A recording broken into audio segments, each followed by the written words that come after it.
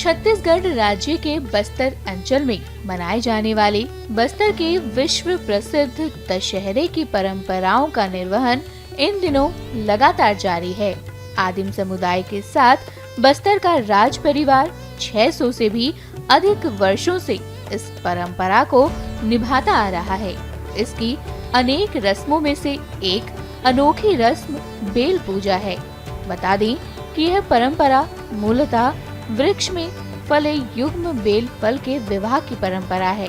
मान्यता है कि किसी समय में यहाँ आखेट के दौरान राजा को देवी ने दर्शन दिए थे और फिर अदृश्य होकर बेल के वृक्ष का रूप धारण कर लिया था।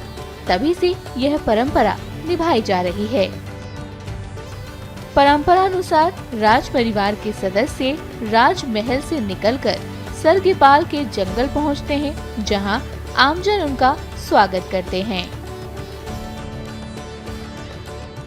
एक दिन पूर्व, कल के दिन पहले राजा महाराजा आके यही रहते थे गांव में। फिर ये जो जोड़ा बेल है, इसको आइडेंटिफाई किया जाता है, इसको चिन्हांकित करके इसमें कपड़ा बांधा जाता था।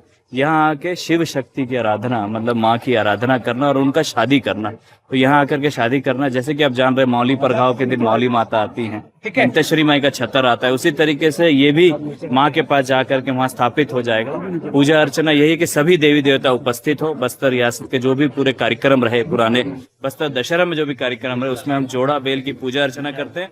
और गाँव के लोग जैसा बेटी को विदा करते हैं, उस तरीके से हल्दी खेल करके विदा करके और यही विदाई का गाना गाते हुए गांव के लोग यहाँ से हमें वापस जाने नहीं देते जब तक हम उनको कुछ दे ना।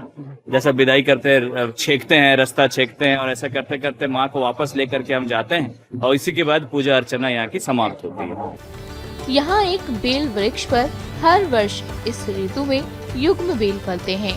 उन्हीं में से एक जोड़े का विवाह यहाँ करवाया जाता है। इस बार भी बस्तर के आदिम समाज में विवाह की निभाई जाने वाली रस्में यहाँ निभाई गयी। बस्तर के दशहरा की अनोखी रस्म देश विदेश के संस्कृति प्रेमियों के लिए आकर्षण का विषय है।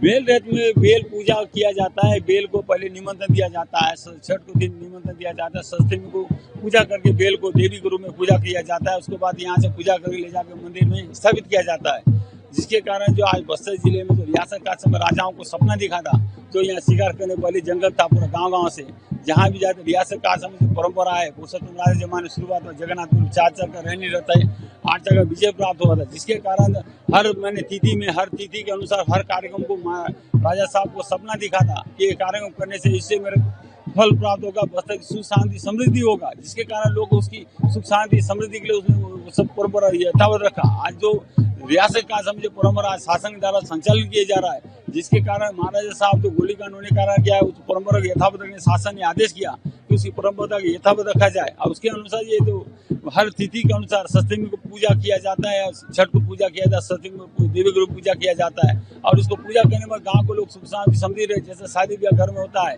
तो जी शादी ब्याह करके पूजा पाठ करके विधि विधान से उनको विदाई किया जाता है। पहले दिन न्योता भी दिया जाता है। मैं छठ तो रात को न्योता दिया जाता है। रथ से उतरने के बाद माई जी का हवन पूजा करने के पश्चात आगे माई जी का निमंत्रण दिया जाता है। उसके बाद वहाँ यहाँ से जाने के बाद फिर माई जी का आरती होता है।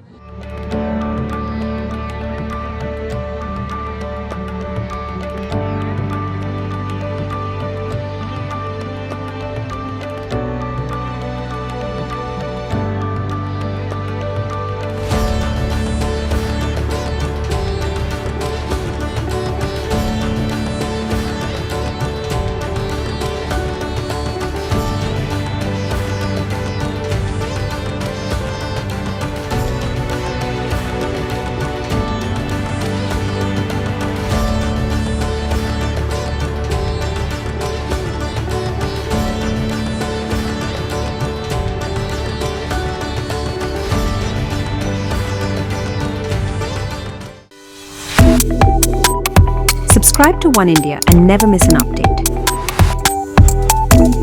Download the One India app now.